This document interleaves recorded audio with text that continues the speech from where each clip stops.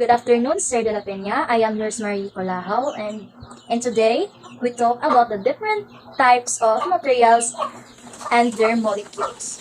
So let's tackle about the medical implants and prosthetics. Mostly, ang kaning medical implants and prosthetics is makita ni siya sa medical fields, sa mga surgeons or kanang mga aksidente then need sila o kanang surgery sa ilang body parts.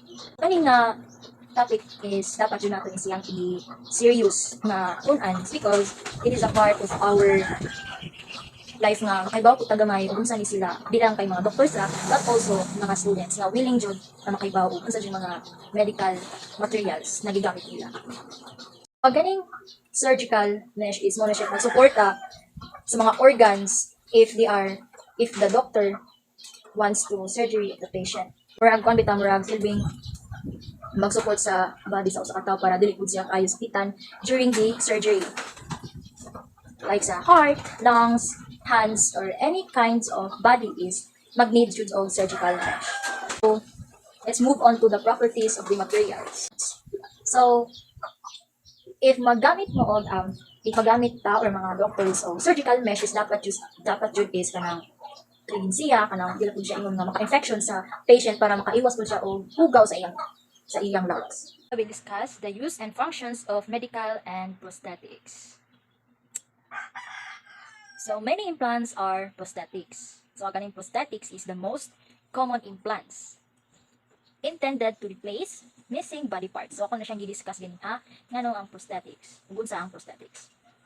So na pa yung mga other implants which is the delivery medication, monitor body functions or kanang pag-monitor sa atong lawas. Wala mo na siya og machine na siya if I'm not mistaken. Or provide support to organs and tissues. So mako na siyang na-discuss sa property. So kaning implants is pwede siya og maalisdan permanently or ma-remove siya if dili na siya kaayo kanang needed sa usa ka patient.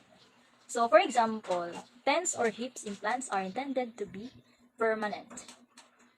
But the chemotherapy pores or screws to repair broken bones can be removed when they no longer needed. So, ganing hip implants is nato siya tong hawak. So, if wala siya kanang implant sa imong hip or maybe ang tango na siya is na possibility nga murag dili na kaayo ka stance or kanang kayo ka maka lakaw or magbako na ka maglingkod tungod kay wala na may nagsuporta sa atuhang lip ay chemotherapy if na ay mga patients nga nabali ang mga buko sa ilang lawas ay pwede na siya matangtang when it comes 1 to 2 months siguro like kanang simintoon bitaw imong danhi or kanang butangan siya og mga titanium kanang mura stainless para kanang suportahan ang imong buko nga na bali. Adto ng implants hini mo gikan sa panit, bukog or body tissues. Tas ang uban sad hini mo gikan sa pothaw, plastic or uban pang mga materials. So I will discuss the pros and cons of the use of surgical mesh. So ang nakabot ng sa mo ang PowerPoint is all about cons naman or disadvantage sa surgical mesh. Pero ako gyapon siyang i-discuss o unsa ang pros nita. So ang pros sa surgical mesh is to avoid infection sa usa ka patient during the surgery. So it is very important na butangan og surgical mesh each part of the patient's body. Kung asa mo oy kanang ablihan or kanang surgery bitaw para dili siya ma-infection. But in disadvantage sa cons is the risk of surgical mesh is it can cause og dili kanang ang cons sa surgical mesh is if kanang mapalabian ra pud bitaw og butang is maka-cause na siya og infections sa ka pasyente like kanang gibiyaan ra bitaw like ako nagkuha ko og surgical mesh then kung ang gigamit ra is kamot ra ako nag-labs so ang katong mga hugaw nga gikan sa akong kamot is mabalhin siya sa surgical mesh and mabalhin ang surgical mesh is nato yung mga chemicals or mga hugaw na gikan sa akong kamot is mabalhin pud siya sa anang organ sa usa ka tawo ug asa siya gi surgery. Sport has been the most systematic physical activity that humans have been doing. Ang pan daw, yung sport naman ay systematic na physical ginabuhat sa mga tao o sa mga human activity. Then, ang sports kay man siya mag-input sa exercise kung may sports equipment tungkol din. Ang pagproseso sa imong target daw sa imong activity gusto ba magamit daw ang mga high na mga technology or kanang mga basta high technology mga. Then, kuhan daw, one is yung metals, polymers, ceramics, composite, material. For various kinds of equipment, there are large molecules composed of repeating units of a certain molecule. One ang polymers, example is sa mga ginagamit bitaw sa tao, naman explain. Nanin na mga large na molecules na mag-compose of repeating units. Properties of polymers. Polymers have relative high tensile strength. Polymers have very high strength to weight ratio, especially polymer fibers like Kevlar and carbon fiber. They have low frictional resistance. Example are nylon and PDFA. Ang polymer daw, naan siya kanang relative na tensile strength. Wala siya kanang polymers kay high kayo nga strength na bukat yung ratio na. Especially ang kaning polymers kay paano siya kanang mukha siya sa fibers na Kevlar on uban carbon fiber na nani sa low frictional resistance. Example para sa pan. Example lang pa niya nylon coaxining PTFE. And function of polymers. So ang polymers is mostly magamit siya in our living organisms such as cellulose, proteins and so on. Ang mga raw materials nga gigamit sa paghimo og mga plastic karon kay kasagaran na makita sa natural nga kalibutan sa paghimo og polymer is needed pa og long process para ang mga large molecules mag kinausa din makahimo na siya og mga butang. Today I will discuss the pros and cons of the polymers. So polymers are known to be the almost neutral in conductivity, so they cannot hold an electrical charge. So sa polymers sa sports equipment is dili siya mogamit og electrical charge, but they can conduct an electrical signal. So magamit sila og signal if they are making an polymers materials. Kay ang mga polymers is na sila low conductivity, they relatively safe to work with. So mga polymers is resistant to most elements. They can make them non-corrosive and they don't biodegrade.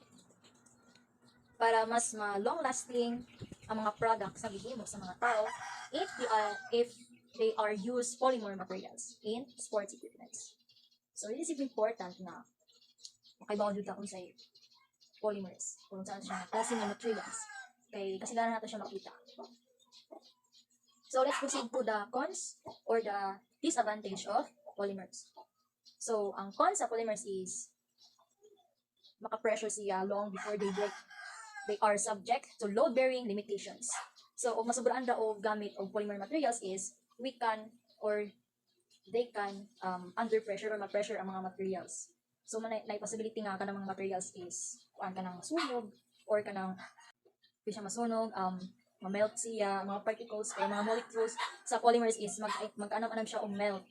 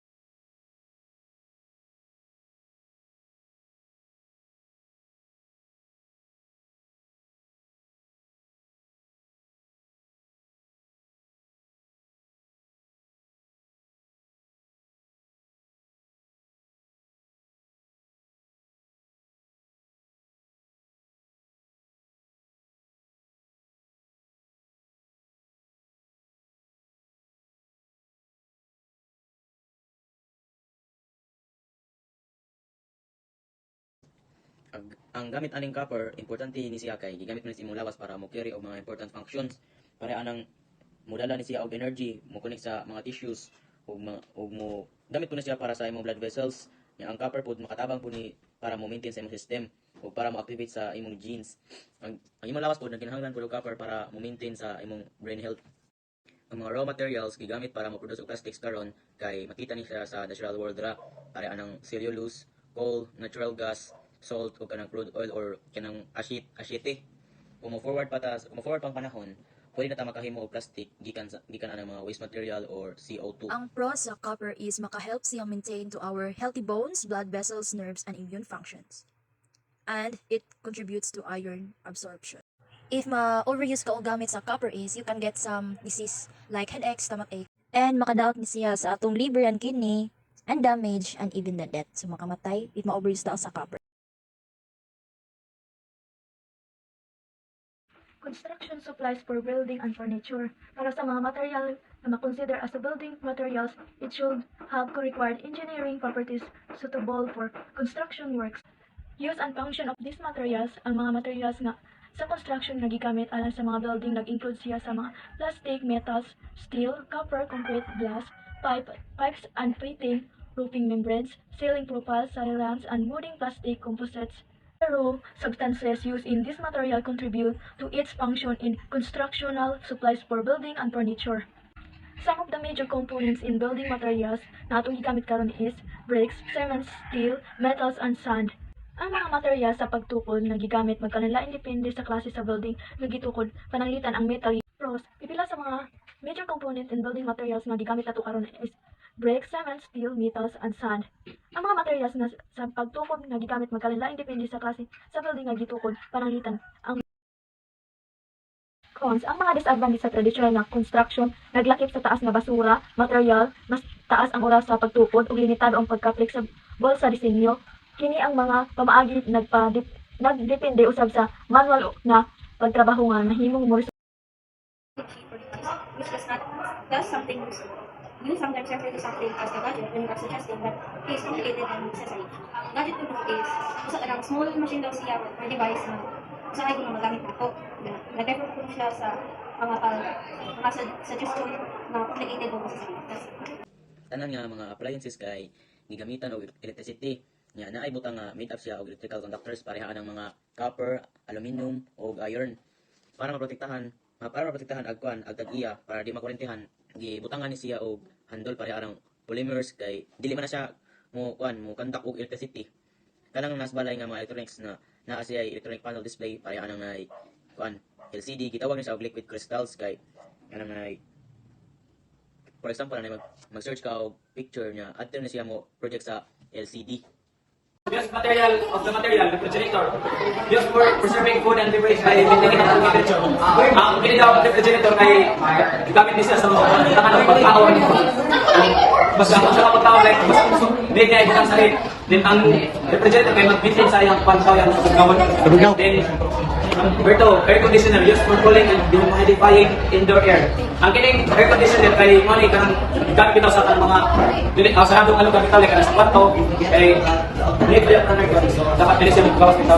Number 3, iron used for pressing and floating hot metals and clothes.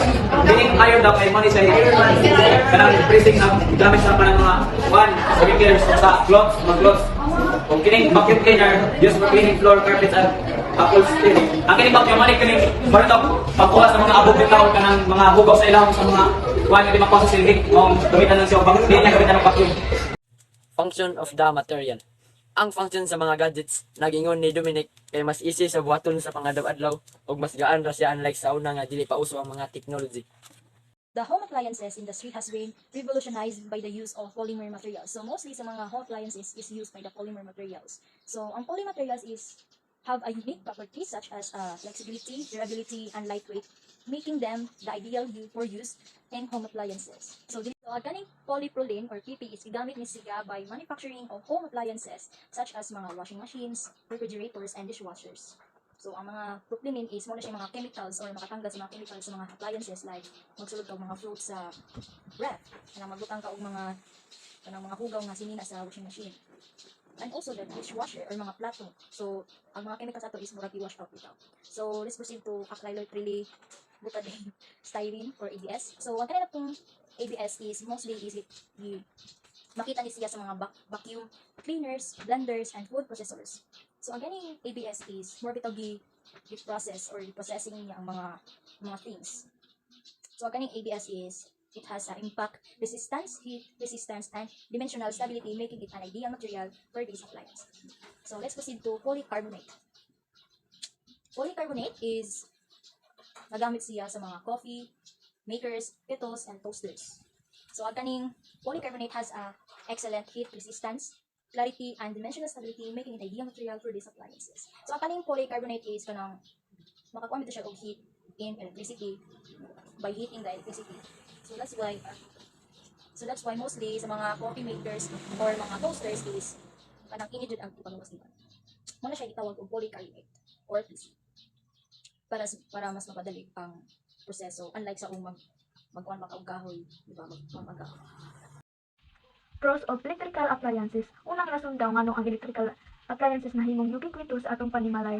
Di makatabang daw ni siya sa pagsave sa atong oras sa mga buluhaton or kanang dali ra mahuman ang atong mga buhatonon tungod sa tabang ng electrical appliances. In today's generation, we're in more on technologies and home appliances na ang gipanggamit ron sa mga tao. Pero wala sila kaybaw nga na di icons or disadvantage ana if mapalabyan na nato og gamit ang mga home appliances, like makadaot siya sa atong kalikasan, and if ma-overuse siya is makakause pod og fire sa balay or sa mga office if imo siyang biyaan. That's all our video reporting in Group 6.